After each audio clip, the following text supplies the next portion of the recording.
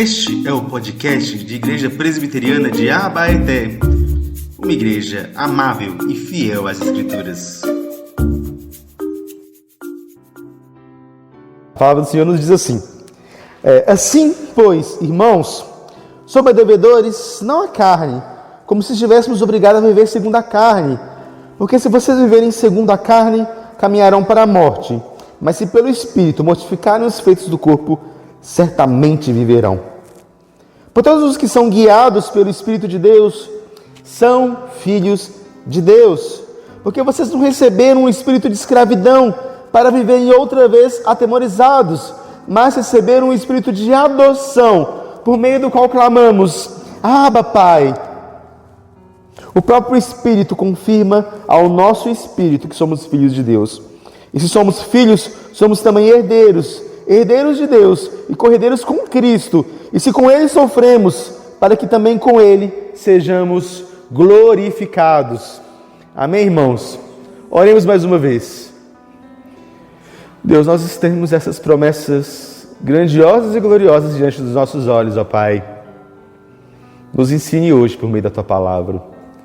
Faça que esse Santo Espírito que nos dá um espírito de adoção, que não nos dá um espírito de covardia, venha atuar em nossos corações e nos faça clamar: Abba, Pai. Nos faça compreender de fato a paternidade do Senhor. No nome do Teu Filho Jesus, que eu te oro e agradeço nessa noite, Pai. Amém. Meu irmão, o que você deseja quando você quer ser amado? O que você deseja quando você quer atenção? O que existe por trás desse nosso tipo de desejo? Todos nós, de alguma maneira, queremos ser amados por alguém, queremos algum tipo de atenção. Esse eco, esse desejo por ser amado, sempre foi na história, e nas histórias que nós ouvimos, nos livros que nós lemos, nos filmes que assistimos, relacionados com o desejo por um pai. Desde Rei Leão, que ele chora a morte de seu pai Mufasa, até Star Wars, com a gente descobrindo que o Darth Vader, na verdade, é o pai do Luke, aquela bagunça toda.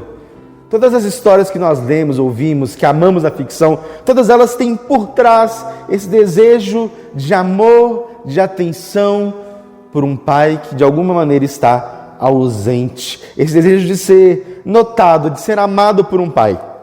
O escritor Paul Auster, que também é um cineasta, ele resume bem esse desejo em um de seus livros, quando ele diz assim: você não para de sentir fome pelo amor de seu pai, nem mesmo depois de adulto. Parece que desde o começo eu procurava por meu pai, indo freneticamente atrás de qualquer pessoa que se parecesse com ele. Eu devorava quaisquer restos de atenção ou ecos fracos de afeto. Não era que eu sentisse que ele não gostava de mim, mas que ele parecia distraído, incapaz de olhar na minha direção. E mais de qualquer outra coisa, o que eu desejava é que ele prestasse atenção em mim. Que ele prestasse atenção em mim. Ou seja, existe na nossa mentalidade, na nossa cultura, naquilo que nós sentimos, um desejo profundo por um pai. Um desejo profundo para que o nosso pai nos olhe.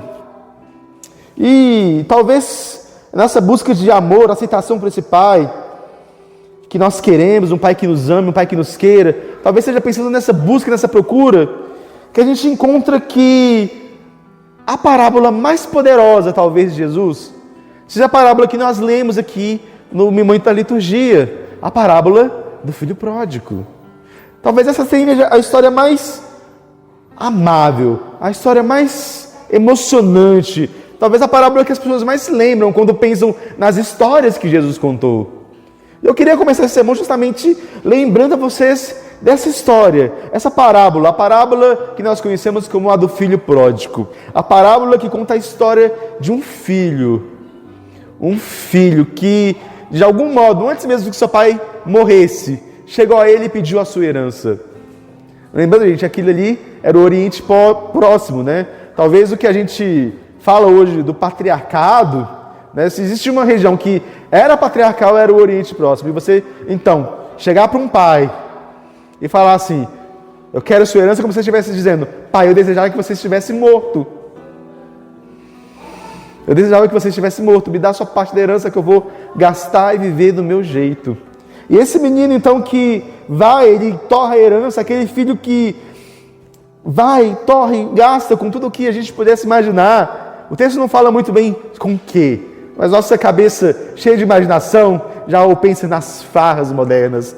Então, se fosse nos dias de hoje, essa história, com certeza, seria ali em Las Vegas, gastando dinheiro com os jogos, com a bebida, com as mulheres e com tudo mais o que seu coração desejasse. Mas aquele menino, então, ele chega no fundo do poço.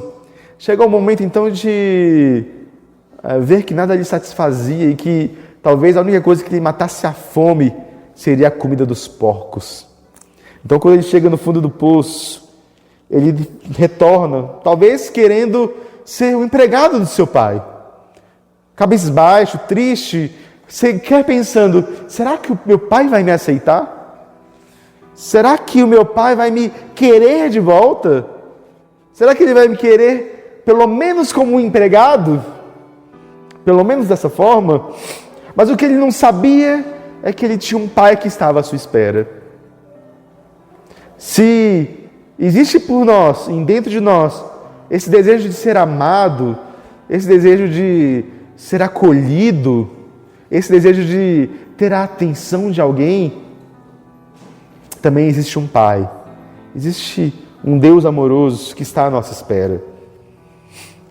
De algum modo, o que Jesus está querendo fazer aqui, quando Jesus conta essa história, né, e essa com certeza é a parábola mais importante do livro de Lucas, que ajuda a gente a entender todo o conceito ali do Evangelho de Lucas, mas é também talvez uma das parábolas mais importantes de toda a palavra de Deus. E quando Jesus conta essa história, de alguma maneira Jesus está querendo nos dar um mapa, Jesus está querendo nos dar um guia, Jesus está querendo nos dar uma leitura para a qual a gente vai ler toda a nossa vida, toda a nossa história verdadeira. É isso que Jesus está aqui fazendo para a gente, né? E Paulo aqui nesse texto de Romanos, ele está meio que ecoando essa parábola, ele está meio que nos lembrando da palavra e da paternidade de Deus. Ele está nos contando que viver no Espírito Santo, de alguma maneira, vai nos conduzir a esse Pai amoroso.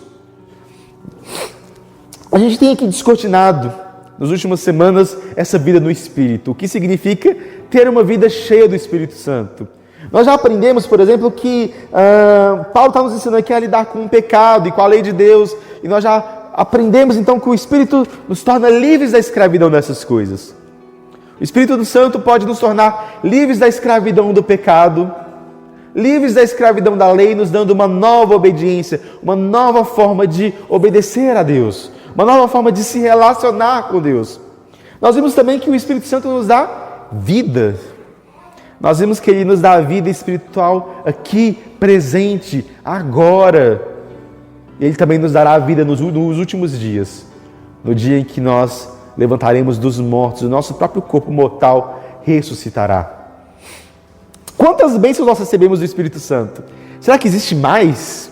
Será que existe mais para nós? E a boa notícia, gente, é que sim, existe mais para nós. O ponto alto da história não é que nós vamos ser ressuscitados ainda, mas o ponto alto da história é agora.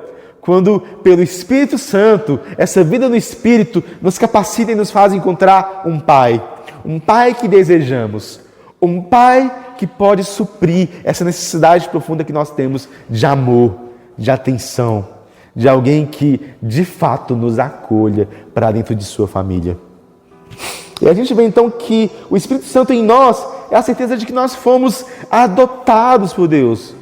Nós somos adotados, essa doutrina tão essencial, tão importante, de que agora nós somos adotados, nós somos famílias de Deus. Eu queria meditar isso a partir de 2 pontos essa noite. A primeira dela é de que no Espírito nós reconhecemos o nosso Pai. O texto começa nos dizendo o seguinte: assim, pois, irmãos, somos devedores não à carne, como se estivéssemos obrigados a viver segundo a carne. Porque se vocês viverem segundo a carne, caminharão para a morte. Mas se pelo Espírito mortificarem os feitos do corpo, certamente viverão. Pois todos os que são guiados pelo Espírito de Deus são filhos de Deus. Porque vocês não receberam o espírito de escravidão, para viverem outra vez atemorizados, mas receberam o Espírito de adoção, por meio do qual clamamos, Abba, Pai. Ora, o texto aqui ele começa com uma continuidade daquela discussão anterior sobre vida e morte. Nos lembrando que, olha, o caminho da morte, o caminho do pecado é a morte. Mas aqueles que agora são filhos de Deus e que vivem segundo o Espírito, têm um caminho de vida. Ele está nos lembrando que nós não somos devedores à carne. Ora, se nós não somos mais escravos do pecado, nós não mais devemos à carne, sendo obrigados a viver constantemente no pecado. Mas antes, agora nós podemos mortificar o nosso pecado. Nós discutimos muito isso nos últimos dias. De que nós, pelo Espírito Santo, temos poder para vencer os nossos pecados, para andar em santificação, andar em santidade com Deus. Em outras palavras, o que o texto está dizendo é que no Espírito Santo nós temos vida, e a vida de Cristo. Ora, vocês não precisam viver atemorizados, vocês não precisam viver escravos do pecado, porque agora vocês têm a vida de Cristo. E agora que vocês têm a vida de Cristo, vocês têm a vida de Deus em vocês.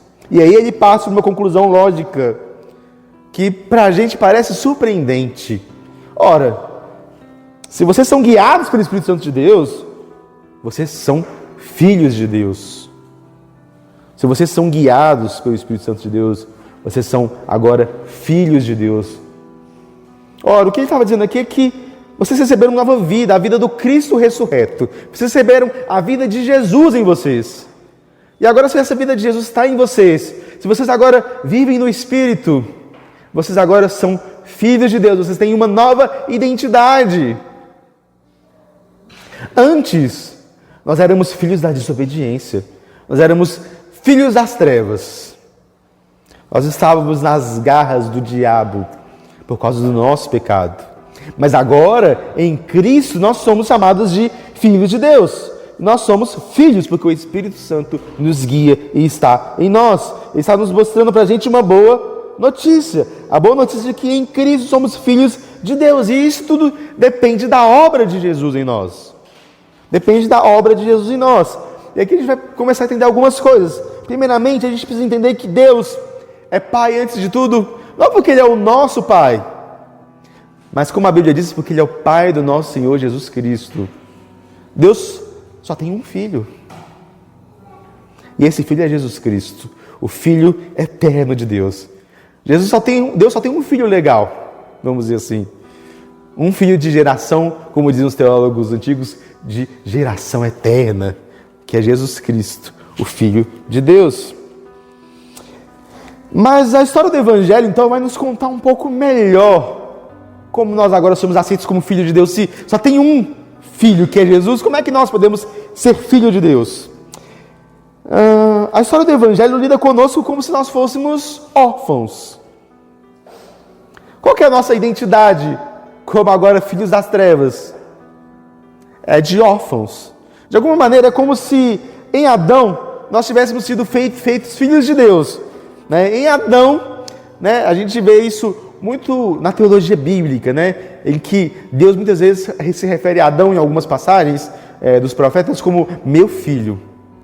Mas em Adão, nós nos tornamos a figura desse filho pródigo. A figura daqueles que, sendo filhos de Deus, por causa do pecado, nós nos tornamos ingratos a esse Deus. Quando Adão comeu daquele fruto, é como se ele tivesse dito: Deus, eu quero a minha herança. Como se eu dissesse: eu não quero ser seu filho, eu não quero viver debaixo da sua casa, eu não quero viver debaixo das suas ordens, das suas ordenanças. Então, nossa história, a nossa sede de amor começa daí, porque nós somos e nós temos essa história desse filho ingrato dentro de nós. A história de um filho que desperdiça as bênçãos que Deus nos dá. De uns filhos que vê a criação de Deus, tudo aquilo que Deus nos dá e diz: eu quero aproveitar isso do meu jeito, eu não quero viver da forma como o Senhor quer. Então a gente começa a buscar em prazeres terrenos do pecado algum modo de suprir essa carência, essa necessidade de aceitação, de afirmação. De algum modo, então, a história do filho pródigo é a história de Adão e é a história de cada um de nós. A história de cada um de nós. Repita a pergunta, então. O que nós desejamos quando queremos ser amados? Ou o que nós desejamos quando nós queremos atenção? Sermos amados por um pai que nós abandonamos. Sermos amados por um pai que nós abandonamos. De algum modo, a gente tem essa sensação de que o pecado, de que os prazeres deste mundo pode satisfazer essa necessidade. De algum modo a gente tem essa sensação de que essas coisas aqui, presentes aqui agora, podem nos satisfazer, mas não pode. De algum modo a gente está procurando dessas coisas, deste mundo, migalhas dessa atenção e desse amor que nós tanto desejamos. Por que então isso é tão amargo? Por que isso é tão cruel? Por que parece que nós nunca estamos satisfeitos nisso? Por que será? De algum modo nós estamos procurando por aquilo que nós abandonamos. Estamos sim à procura de um pai. Estamos à procura de alguém que queira nos amar. Alguém que possa nos chamar então de filhos de Deus. Que possa nos chamar de filhos amados. Alguém que possa nos abraçar. E a boa notícia do Evangelho, a boa notícia da Palavra de Deus é que nós somos agora chamados filhos de Deus porque nós não temos um espírito de escravidão, mas um espírito de adoção. O que é esse espírito de escravidão? Quando eu penso nesse termo, espírito de escravidão, eu penso também nessa parábola do filho pródigo, que quando ele então está ali comendo a comidinha dos porcos, e ele pensa em voltar, qual que é o pensamento dele? O que vem ali na mente dele? O que vem no coração dele? Ele olha, meu pai tem muitos servos. E talvez se eu voltar lá como um empregado, como um servo, ou então como um escravo, eu possa talvez ter comida. Seu raciocínio é o seguinte, olha, eu fui longe demais. Eu fui para longe demais dos caminhos do Senhor. Eu fui de longe demais para o caminho do meu pai. Eu abusei da boa vontade dele. Eu desejei que ele estivesse morto. Eu agi como se ele estivesse morto, vivendo do meu próprio jeito, da minha própria forma. Então eu fui longe demais, ele nunca vai me aceitar como filho. Então, se eu for um escravo, se eu for pelo menos como um servo, talvez ele me aceite. Voltar como servo, voltar como escravo, é de alguma maneira voltar preso ao seu passado. Voltar preso às suas más escolhas. O espírito de escravidão é isso. Essa sensação que a gente tem de que a gente precisa definir a nossa identidade pelos nossos erros. Que a gente precisa definir a nossa identidade pelo nosso pecado. Que a gente precisa definir a nossa identidade pelas nossas más escolhas. Que a gente precisa definir a nossa identidade pela nossa escravidão. Nós nos colocamos novamente sob o jugo da escravidão quando a gente quer viver como escravos do pecado, como escravos dessa identidade, como escravos desse passado. Mas o Senhor não nos deu espírito de escravidão, mas nos deu espírito de adoção, pelo qual clamamos, Abba, Pai. Abba não é só o nome da banda. Abba no aramaico é uma forma íntima de chamar seu pai.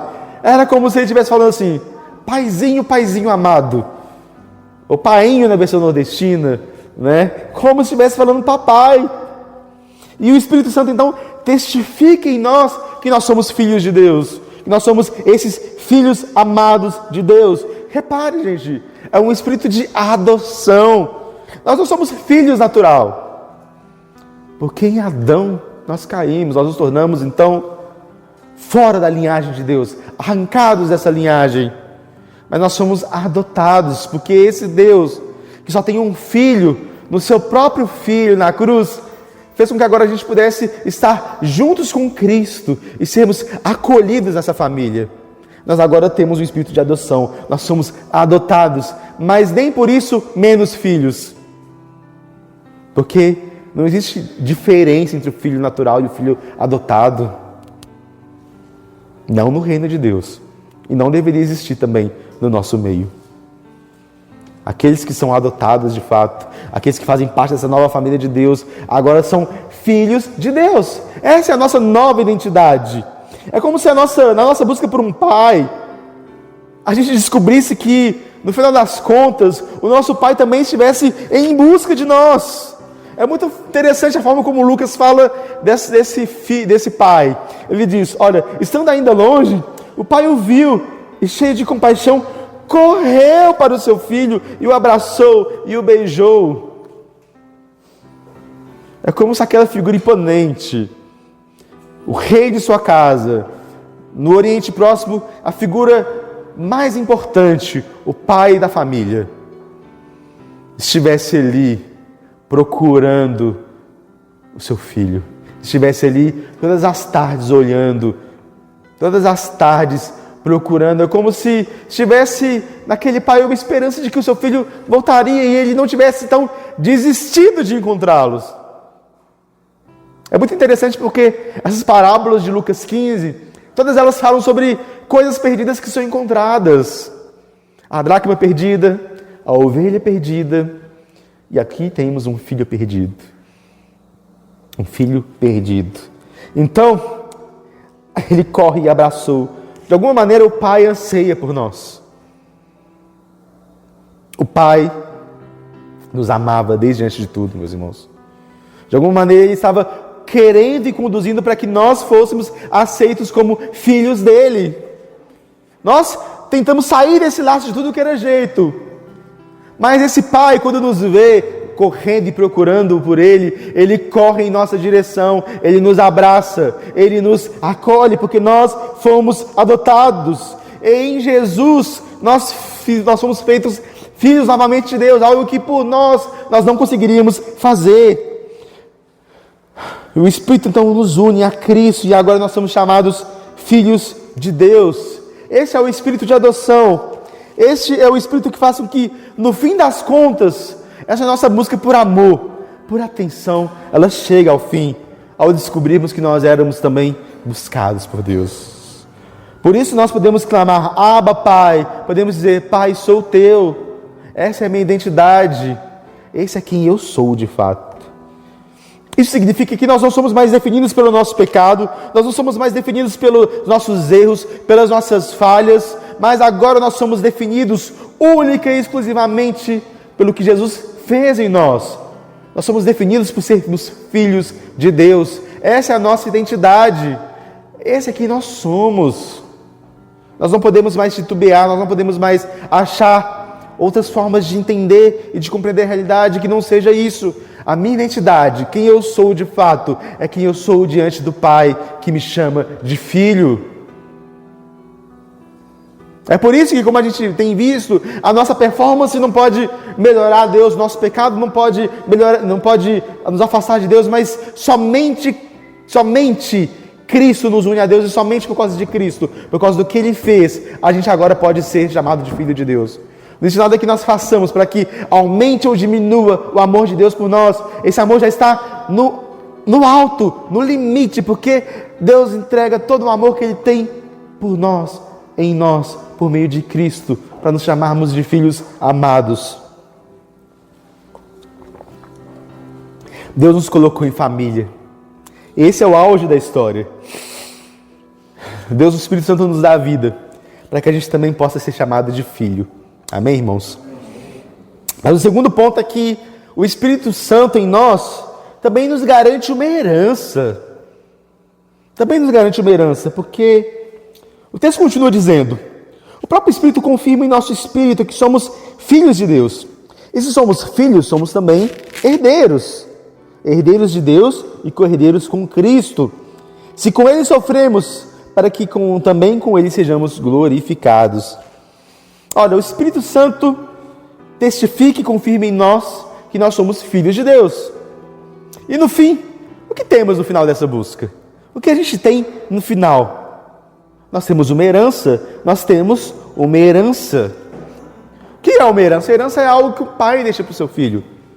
É um testamento. É algo de valor. É algo que aqui na Terra tem gente que até briga por causa disso, né? Mas uma herança é algo de valor, é algo que deixa.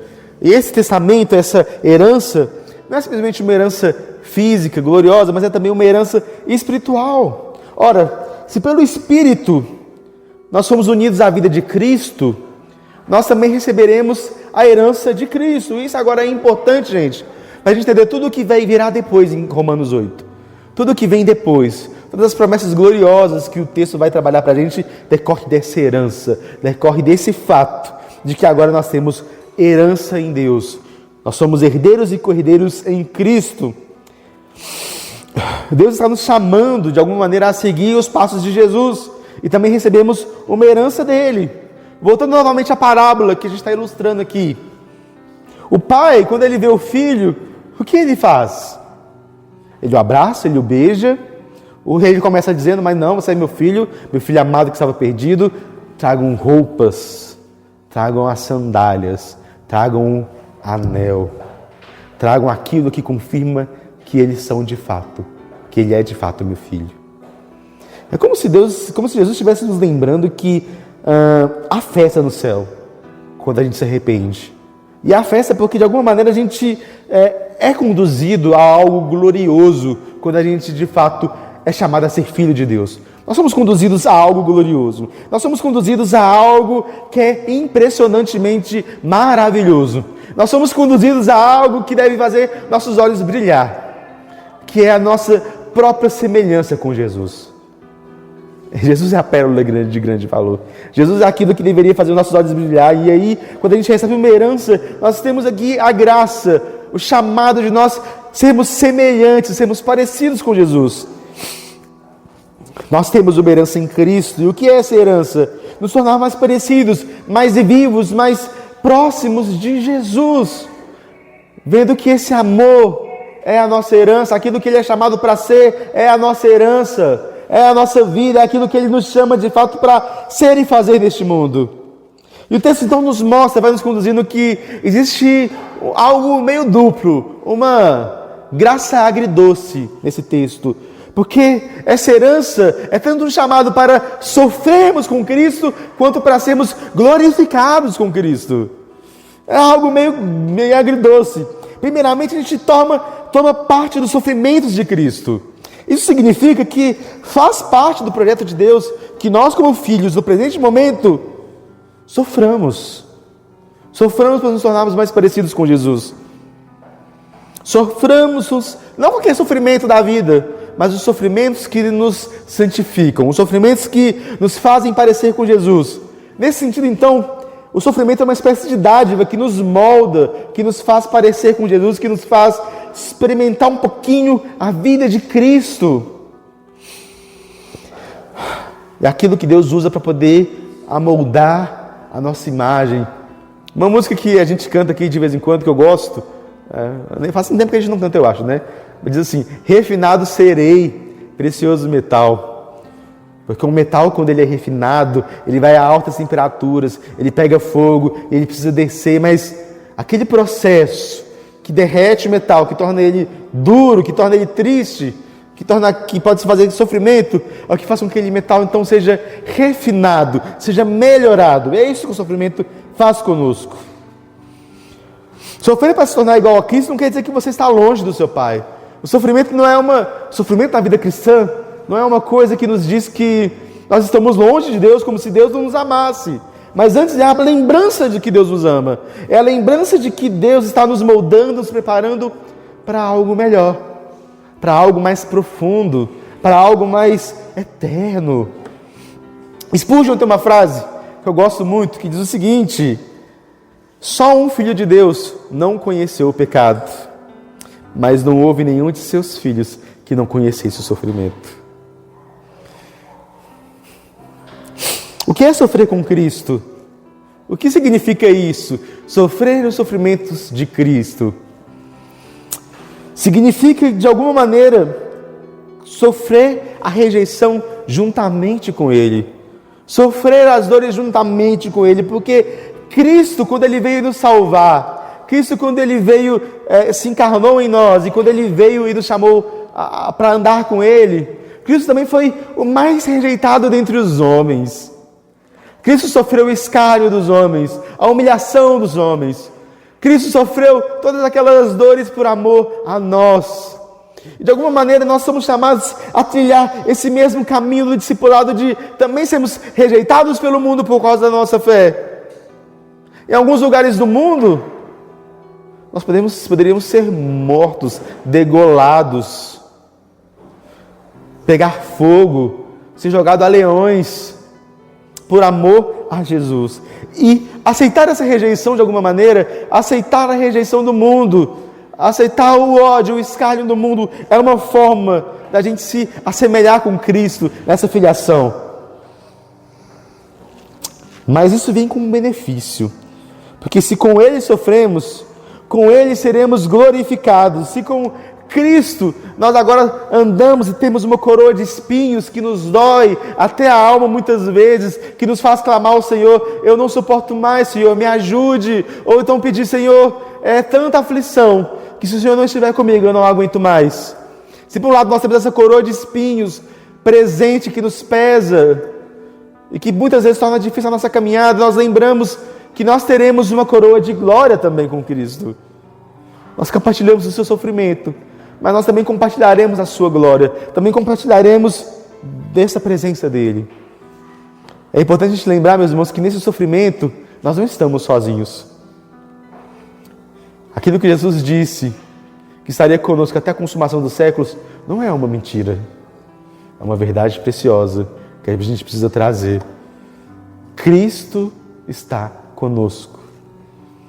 Ele nos chama para perto dele, nos chama inclusive para desfrutar esse sofrimento, mas também para fazer esse sofrimento nos fazer contemplar para algo melhor, algo maior, porque nós também seremos glorificados. Deus promete um futuro de glória para nós. Deus promete um futuro glorioso para os seus filhos. A presença do Espírito Santo em nós, que nos apresenta o Pai, também nos garante vitória sobre as nossas lutas, vitória sobre os nossos problemas, vitória sobre o nosso sofrimento. Toda dor é por enquanto, como diz outra canção, mas a alegria daqui até o fim será para sempre. Se com Ele viveremos, com Ele também reinaremos. Deus nos conduz em Cristo a ver a renovação de todas as coisas e a partilhar com Cristo desse governo sobre todas as coisas. Cristo está nos conduzindo para um mundo de glória, para um mundo melhor, para a renovação de toda essa realidade, a renovação que acabará de fato com todo o mal. Deus tem um futuro de glória para nós, Deus tem um futuro de glória para os seus filhos, uma herança maravilhosa, uma herança que nos tornará mais parecidos com Jesus. Não despreze essa herança, não despreze essa esperança, viva por ela, viva por ela. A palavra de Deus diz que nem olhos viram, nem ouvidos ouviram, nem jamais penetrou no coração humano o que Deus tem preparado para aqueles que o amam. Deus, porém, revelou isso a nós por meio do Espírito, porque o Espírito sonda todas as coisas, até mesmo as profundezas de Deus. Nem olhos viram, nem ouvidos ouviram. Deus tem preparado coisas grandes. Deus tem preparado para a gente um futuro de glória. Nós podemos permanecer, nós podemos continuar, nós podemos andar, nós podemos marchar, mesmo quando a dor nos cerca na viagem. Porque no final a gente tem uma coroa de glória. Essa é a grande palavra de Deus, essas são as grandes promessas que temos. E Paulo ainda vai continuar dando mais promessas gloriosas para nós. Mas o que a gente pode concluir disso tudo? Como a gente pode aplicar essas verdades ao nosso coração, essas maravilhas que nós temos aqui? Queria fazer algumas aplicações aqui. A primeira delas é: nossa busca cessou. Nosso Pai nos encontrou. Nós podemos descansar nisso. Nós podemos agora descansar e parar, talvez, de buscar demais por atenção, de buscar demais por algo que a gente não consegue, ou tentar parar de nos satisfazer por algo que não nos sacia. Porque em Cristo a gente mata essa fome, a gente mata essa sede. A segunda aplicação para nós essa noite é entender isso que a gente aprendeu relacionado a tudo que a gente viu antes, né? De que por que nós não devemos pecar? Por que nós devemos ter santidade? Porque nós somos filhos de Deus. Nós não somos escravos mais do pecado. Nós não somos mais alguém que está buscando ter santidade pelos nossos próprios meios, mas porque nós somos filhos de Deus. Porque nós somos filhos amados por Deus. Porque essa é a nossa identidade. O Filho de Deus quer agradar ao seu Pai. Amém? Nós somos filhos e uma terceira aplicação para nós é que nós, como filhos de Deus, fazemos parte de uma família maior. Jesus Cristo é nosso irmão mais velho, mas Ele é um primogênito de muitos irmãos. Nós somos família, irmãos. E ser filho de Deus significa que nós somos família. Significa que nós podemos contar uns com os outros, que nós podemos nos derramar uns aos outros e valorizar essa família que Deus nos dá, essa promessa que Deus nos dá. E por fim, meus irmãos, nós podemos descansar nas promessas de Deus. Nós podemos suportar o sofrimento, sim. Vai doer. Muitas vezes vai parecer insuportável, mas Cristo está conosco. Nós podemos suportar, nós podemos descansar nas promessas dele de que nós teremos glória, de que nós seremos renovados e que essa esperança pode nos guiar para algo melhor e maior. Amém? Em Jesus nós temos isso. Oremos.